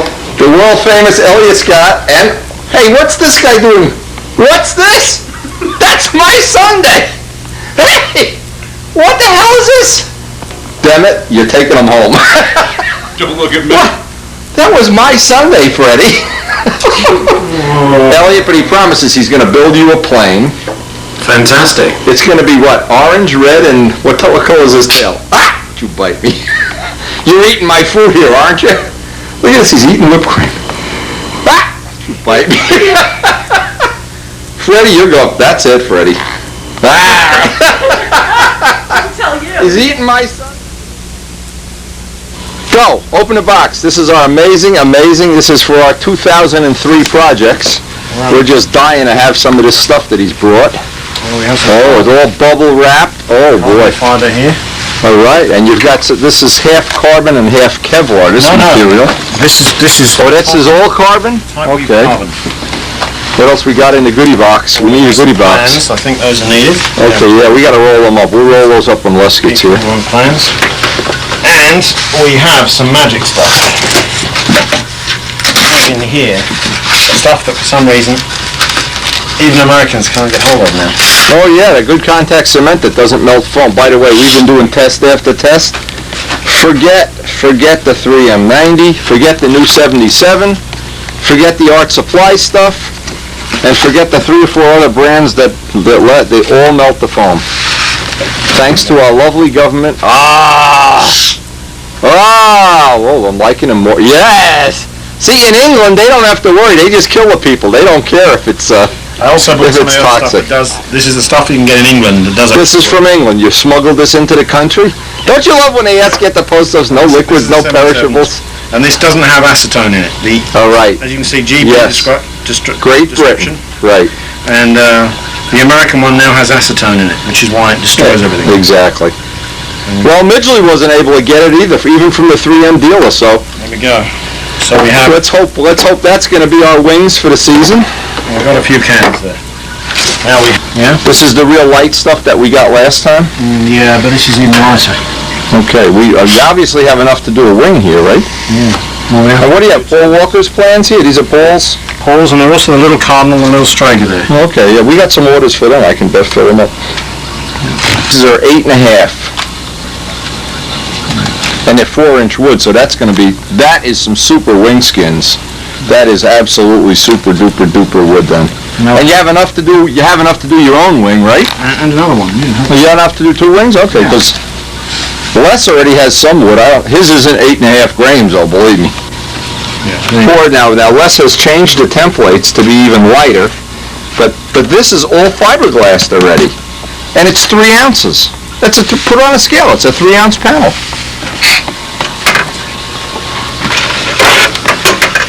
Fiberglass and everything. It's 80, actually 87 now. We put more fiberglass and he put a piece of extra foam. Now, he's changing the templates, and he's got the templates over here somewhere, to add a little more radius in them. And again, that's the next level of thing that we're going to do here to this.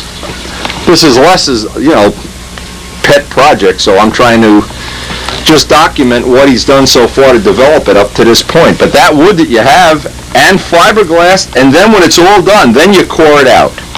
The coring is the last thing, so if we can... Those wings won't weigh anything at all. No, we'd love to get some skins made and get some panels sheeted and get them up to John Duncan.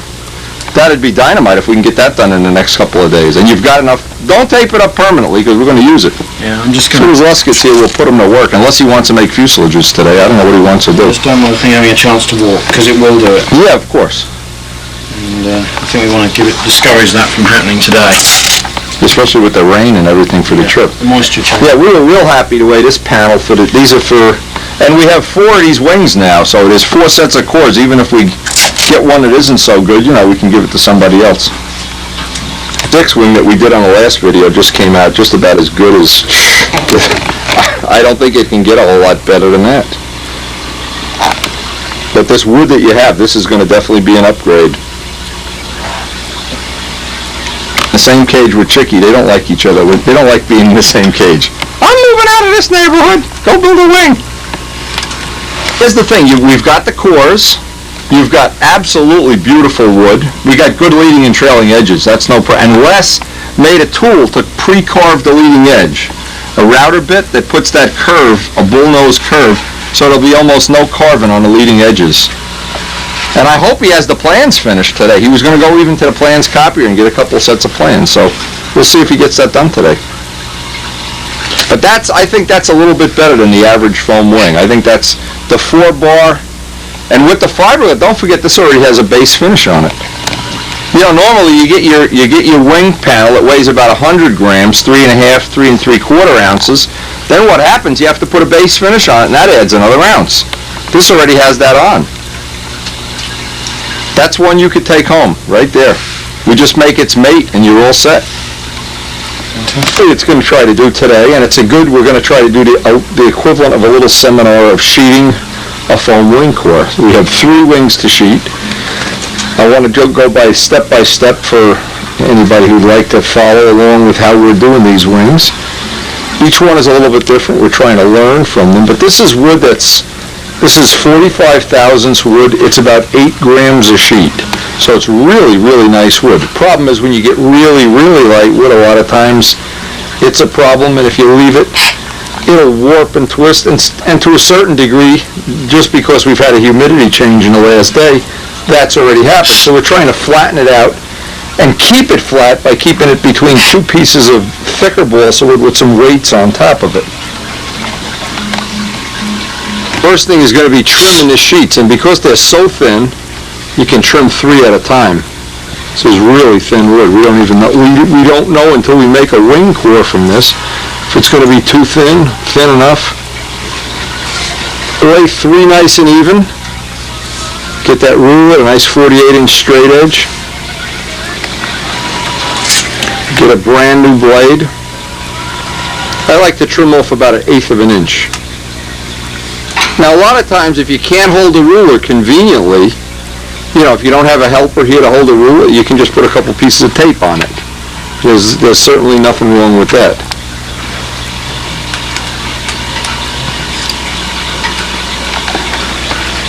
Try to hold the blade as close to 90 degrees as you can, or you can use that little jig that I have. Not like that? Yeah, well, I have a little jig for doing this, but I'm not going to tell you where it is. I want you to suffer a little bit first, and then we'll show you the cool way to do it. All right, if you can get 3 of them done at the same time.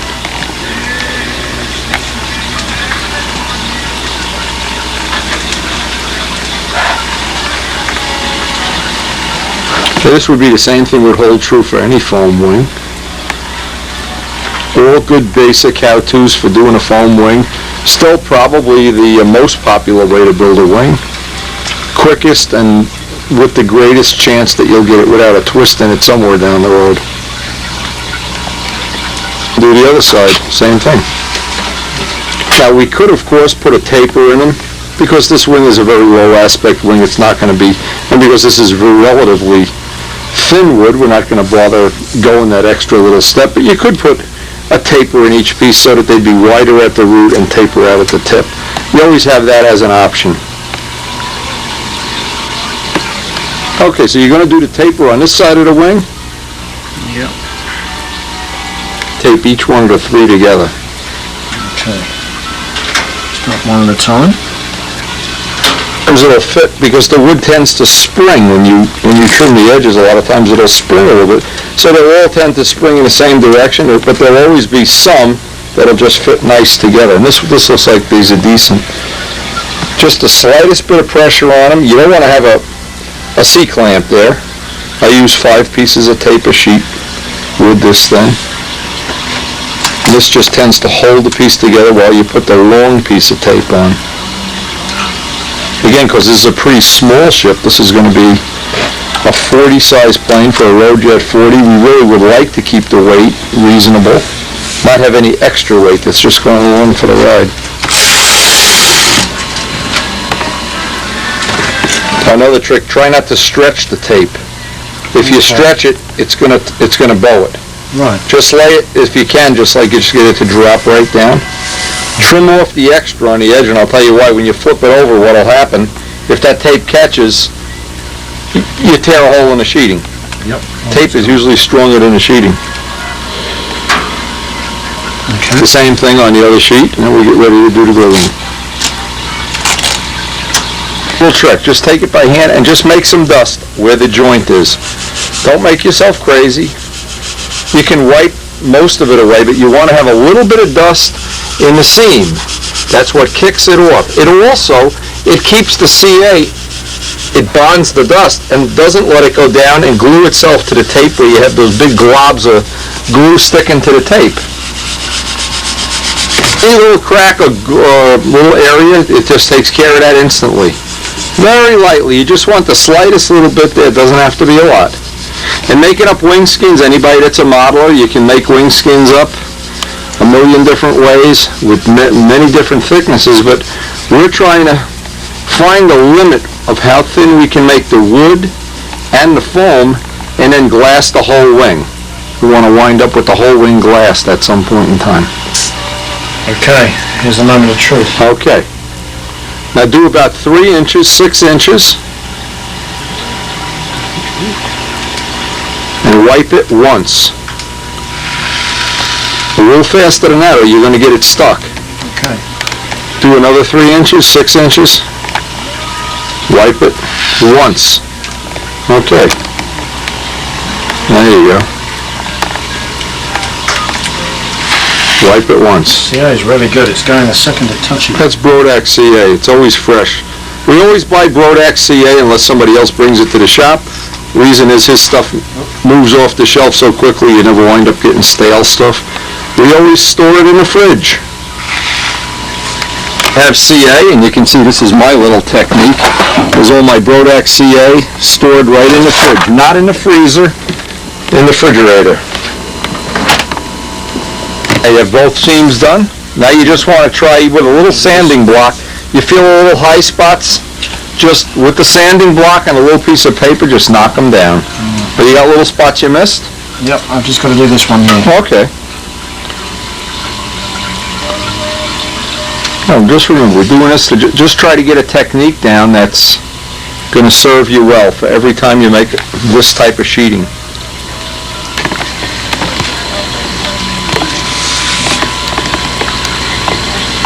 Joe Adamusco does his with ambroid. Other people have done it with aliphatic.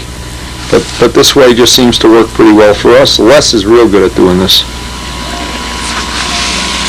Only get rid of the little high spots. Remember, because the wood is so thin, you're not going to be able to get it to where it's like paper. You know what I mean? Realistically, you just want to get it just a little smooth to the touch. And once it's glued to the core, then we'll try to get the other side. In other words, you don't want to have a bump on this side of the wood so the sheeting would have a high end. And you want to try to breathe as much of this dust in as you possibly can, then I don't have to breathe it in. How's that? Yeah, that's good. Keep breathing it right in. Yeah, we recommend a mask here. Mask, you sissy, breathe that dust in. Now, I actually went to the plant where they finish and cut the balsa to size and had them do this right in front of me. But the guys there are pretty scary that they don't really look after their health because Well, they're English. it's an important thing. And they actually took this sheeting down from very, very light 16th to exactly the... This is some nice sheeting, by the way, for anybody. If you have 8 gram 4-inch sheeting, and it's longer than 36, it's 40 inches. Yeah. This is really nice stuff. Pull the tape off slow. Now you see you didn't get any on there? There's none. When you get no dust in the seam, it all winds up gluing itself to the glue and you get globs on both sides. This is the thing I've always found main sheeting is the most difficult.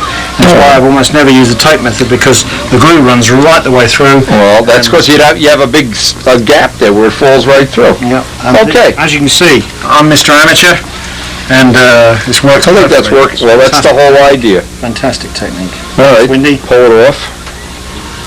And then we want to just do a light sanding on these skins and we're going to get ready. We're going to try this glue that he brought from England. Yippee-ki-yay.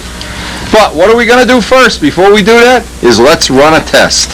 Oh! Because I don't trust you. I don't trust 3M. I don't trust cement. I don't trust anything anymore. You have to see all these melted cuts. Chicky, leave him alone. Chicky, leave him alone. He's your brother. You have to love him. I think he's found a good landing spot. Okay, as soon as you're done sanding these, we'll get ready to spray the cores. We're going to give a light sanding to the core also, and then vacuum all the dust. Now, when you vacuum sheeting this thin, I would take a brush and just brush it off because it's so thin, I don't want to take a chance that the vacuum will suck it up and put a crack in it. Remember, this is the English variation. GB is the Great Britain. So I guess the Great Brits, they're allowed to do it now. Back up there. What I wanted to see is I spray a puddle of it on and I want to see if it's going to... This looks like it's going to work, Yale. Because usually the other 3M stuff just eats the foam alive. We'll let this dry before we go do any sheeting. The English stuff. Light sanding with a sanding block and it will vacuum. Carefully vacuum up all the dust. We got to be real careful with the sheeting. We don't crack the sheeting.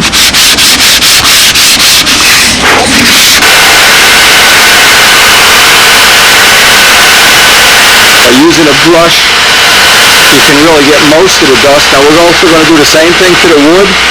We're going to get as much of the dust off the table, because the table will tend to be the wood. You can see it's because of the humidity change. Once we get this installed, it should be fine. Our next thing is going to be, we're going to get the glue. The test looks good. We're going to spray the glue on both the core and the sheet, and then Elliot's going to try to do what we call a roll. Lay the leading edge down and roll it back. laying out some newspaper. Put it on the floor. Don't put it up there. Just lay it on the floor. Put it right on the floor, then we'll spray it on the floor. Okay.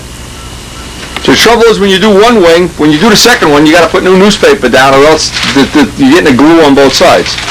Yeah, just cover the whole floor with newspaper. I found out one thing: newspaper is cheap. This looks great. It's really looking good. The core lightly sprayed, 2 passes. And we figured out which side of the wood looked the nicest, and we used the side that's not the nicest to put the glue on. Ventilation here. Give it 2 good passes. So what you do, you let it sit and wait until you can touch it with your finger and it sticks. Usually between 30 seconds and 2 minutes. Keep shaking it.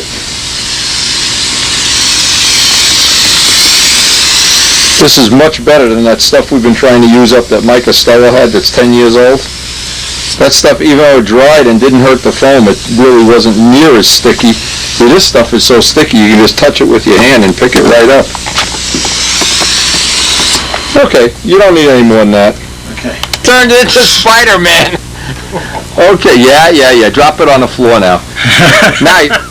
Now where I went wrong with the A26 wing, if you watched that, and that was was the A26 wing. I didn't have the corners taped down the way I should. Tape each corner just exactly like that. The sheet is plenty big here. And once you get the leading edge down, the whole trick is, then I'll release the tape in the front and just roll it backwards. There you go. This is the whole trick in a nutshell here. Okay. All right, here's your core. Let's see you do it, big shot. Yeah, the test is, does it stick to your hand? Yes, it does. You're ready. I don't know about this. Well, give that a minute, but this one's ready. Okay. And you have, even if you were to wait now, you've got a window of about an hour here before that starts to lose its tack. Yep. Remember, this is an uncored wing. You want to line it up parallel to the leading edge. Okay. Don't try to be too cute. Stand it straight up. Stand it almost straight up. There you go, that's it. Let it drop down. Now, when you get to that point, now wait, if you have a big helper like Windy the Helper, now you can't make an A26 wing out of it. Now, we still have the tape in the back. Okay, now roll it. Roll it nice and slow, pressing it down all the way. This is how you're building in a constant straight. Press it down, press it down, press it down. Okay, there you go. Bingo. Oh, Freddie. Freddie's in mode helping. Freddie is going home in a half hour. Freddie's going home. Hey! Freddie's going home in a half an hour. No way! Very happy. But he'll be back. Actually, we volunteered to babysit him constantly. Okay, now, before get the thing and trim off, leave about 1/8 of an inch. Get a razor and just trim it all off. Obviously, to do the other side, we're going to just repeat this and do the same thing over again.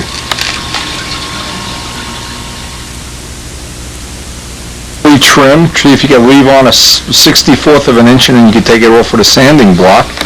Just get leave the least little bout, but don't undercut it.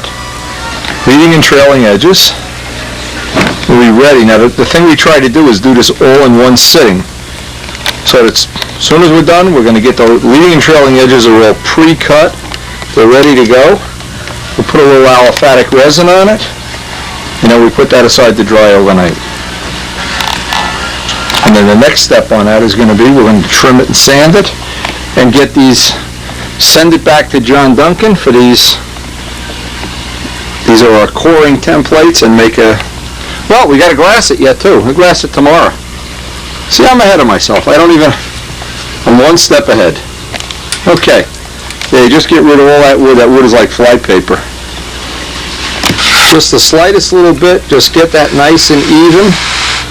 Once it's even,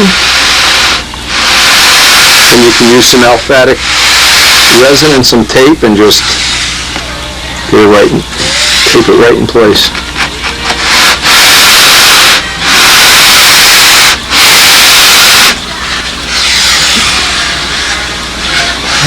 Amazing.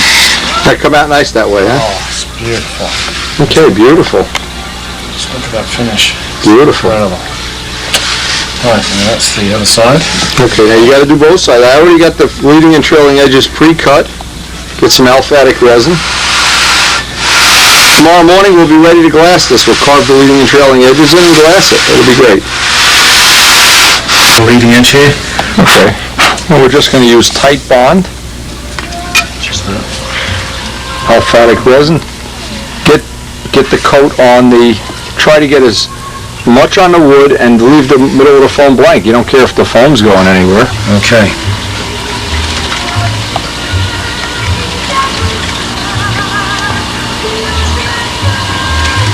It's quite a lot of glue. You could use a lot less than that. Now what you can do is take one and just rub it on the other side. Just because otherwise it gets difficult to sand.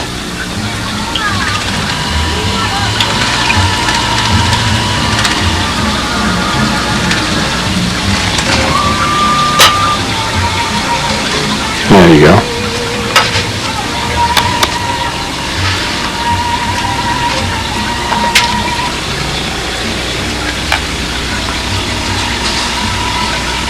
You can give it a little press.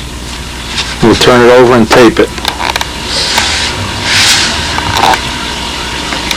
Down equally. Don't start at one side or you'll pull the whole wing over to one side. All right. Get it to tape in the middle. Okay. I think you got it. I don't think it'll be a problem at all. Now glued down. That's half of the tree. This is Joe at a Musco saying you just epoxy it to the table. Then when you go to pull tape off, The whole thing doesn't come loose with you. another great tip. Yeah, that's great. Thank you, Linda. Okay, there you go. I can use. Now, see. Amazing simple.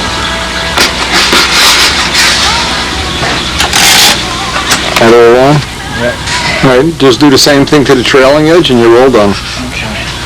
And then we just put it aside to dry overnight. Now, obviously, I've done this wrong before. But that's okay. If you can pick this up in one, in one shot, that's even better. So, what I would have done in the past is glue all along here. No, you only want to glue the wood to wood. The glue, what good is gluing it to the foam? The foam isn't going to hold anything. And you really don't need a whole lot of glue to hold that. You don't need tons and tons and gallons of glue. Kind of helps if you've got a bird on your head at the same time. Yeah, he looks like he's really happy.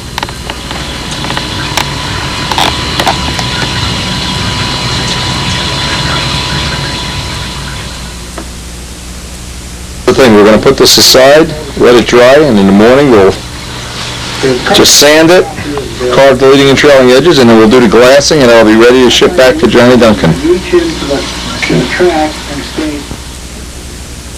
He's been eating a donut this morning. My donut. Elliot's donut, too. Okay. All right, so you got to put the tape on. Let me just show the side section here. Put the tape on to help him, give him a little edge for carving. The tape really does help if you can actually get even the sanding done with the sanding block down to that level, then take off the tape and do the last little bit. Stops gouging out, I guess. Well, it gives you a little warning before you get to the end. It's a helpful thing in terms of you don't really just go right through in one stroke of the pen. Point at which usually he'll cut his finger. All right, take some material off. We want to get basically down to the rough contour before we use a sanding block. I've used a plane for this. I've used the number 26 blade. You just want to bring it down right to the tape. We've got to be careful here because this wood is not forgiving. No, you've got so little wood that you better do the last little bit with a sanding block. You've only got a couple of thousandths of extra wood there. And do the last little bit with a sanding block. He's using it, just use one of the old cores, of which we have enough to go and build. We can actually go in business selling old cores here for foam insulation or something. This beautiful soft wood you've chosen here, Linda. Very good. Yeah, that's real prime stuff. Just take it little by little. Don't let the blade get a mind of its own there. Little ice shavings, a little bit at a time is the best way to do it. You do the last little bit of blending right toward the tape. What do you got, like 320? 220? And once you take the tape off, do the last little bit. How did the seams work out on this? The seams are fine. Yeah, this is nice wood. You're a lucky ball.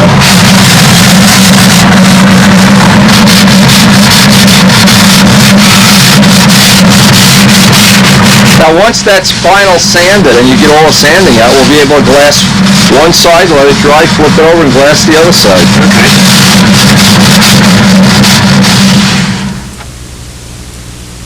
In today's mail, while Elliot is sanding away over there, sanding and grinding away his leading edges, we got some pictures from Bob Lampione of his replica of his '69 Nats winning saber that I believe he's building an exact copy of, but it's got a Rojet 40 in it.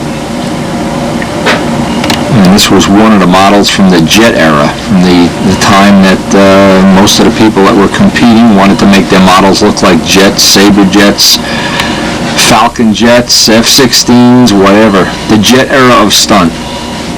And Bob is putting a little piece back in the puzzle, reliving that era.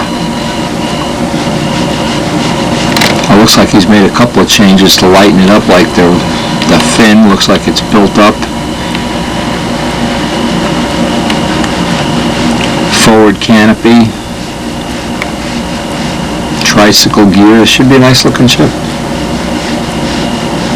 And Bob's original had like a Thunderbird replica paint job on it with the stars, the red, white, and blue, and the stars. Should be pretty neat. Hope he's going to make the paint job a replica of the original.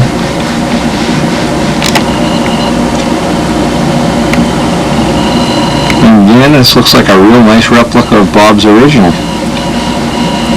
And with the Rojet power, it's probably going to be a little bit of an upgrade over having the old motors. And we'll certainly find out. We look forward to seeing when he gets it finished, and some more pictures when he's get the total finish on it. Notice up on the wall, he's got his concourse prop on display, well-deserved win. Nose section, the air outlets, the venting.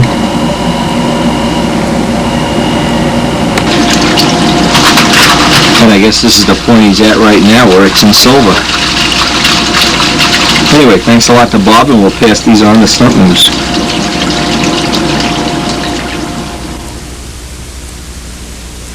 I like those jet era stunners from years ago. That was kind of a neat time in some of the other ones. Lou Dutka had a nice F-16. Bobby Hunt had some jet, the 105s. I guess everybody had some. Jimmy Casale had a jet later on. You getting that final sanding done where it's blending in now that you have the tape off? Yep. Okay. Now you're going to have a square trailing edge or a round trailing edge? Round, I think. Okay. Then just radius it off when you're all done. Yeah. Because the next step on this is we send these up to John Duncan for the coring operation. Once he has it sanded out and glassed, then it makes another trip back to John with the new templates, the upgraded, less upgraded templates. Right. When we get it back, it'll be cored. And take your time sanding it now, because anything you don't sand out now, once you put the glass on, you're glassing over that mistake. You want this to be perfect before you put the glass on.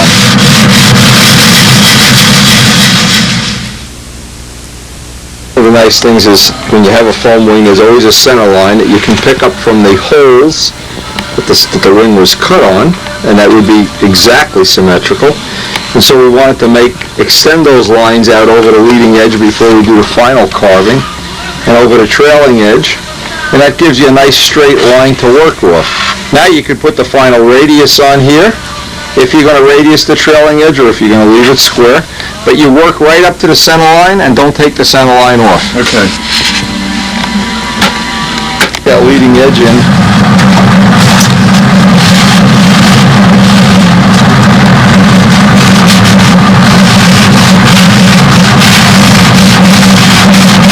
you want to try not to get the wood where it joins the leading edge to be paper thin either. Remember, this is pretty thin to begin with, you know what I mean?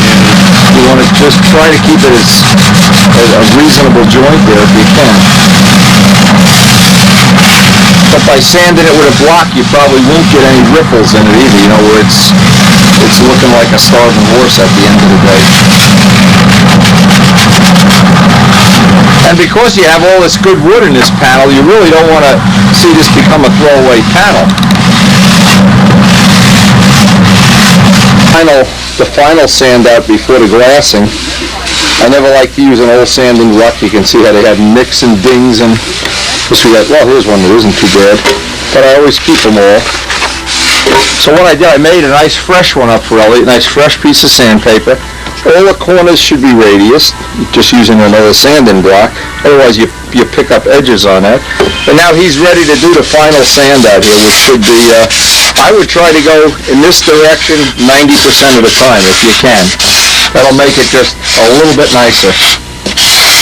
And when that's final sanded out, that'll be ready to glass. Another ice and snowstorm coming our way. We hope you've enjoyed sharing the Christmas season with us and with Elliot. For our friends, Les, Rich Jacobone, all the people that visit the shop regularly. Hope you've enjoyed the video. Hope you've learned something. And we're going to pick up on the next video, glassing that wing, finalizing it, and building a fuselage with Les. And we're really looking forward to, in the next year, 2003, a banner year. We love having the Spitfire room all decked out. All the collection of stuff I've accumulated over the years in this room. And it's just been a great year. As we end it and move on, I really want to thank everybody that's been part of our video adventure. I guess adventure is the right word. And all the new people that are joining us for the 2003 season, building these 40 ships and the A-26. And we're also going to start in the year to come doing some videos on the building of our model railroad, one of the lifelong dreams that I've had. And we really have enjoyed building this with Mike Kajeski. We're making a separate video on it.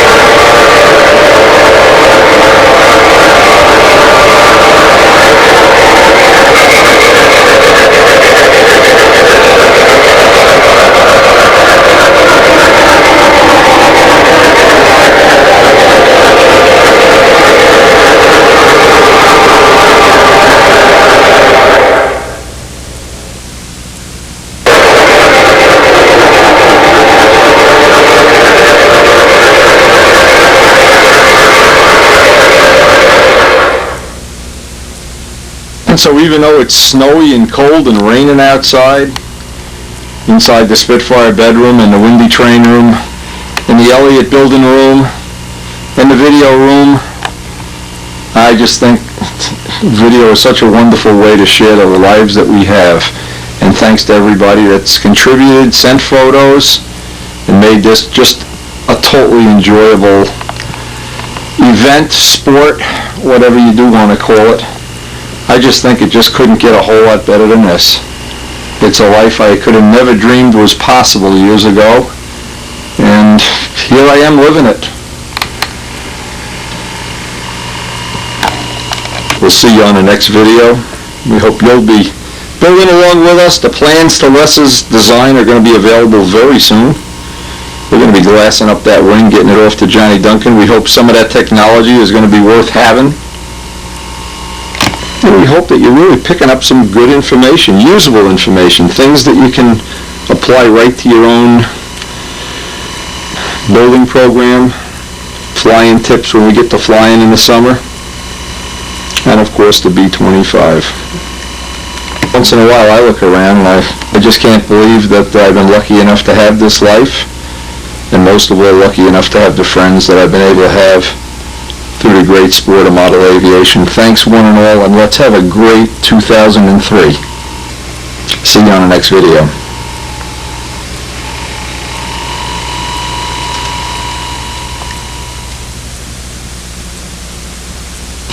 There's so many models that I would love to build in the future, so many things that I know I'm not the only one. Mike Costello's been dreaming about the A26s. The closing thought, something I think about every day in my Spitfire bedroom. I have a copy of New York Times the day that I was born. And if I could have looked forward on that day, the day I was born, of course, a little difficult to look forward, and seeing just how much fun I would have had in the time that I was allocated, and I'm well past the middle of that life right now, but I intend to enjoy every minute that I still have left, and I hope I've been able to pass on some of that fun, some of that information to the people that share the videos with us, the people in the sport, the people I truly do consider friends, and people that have been part of my life.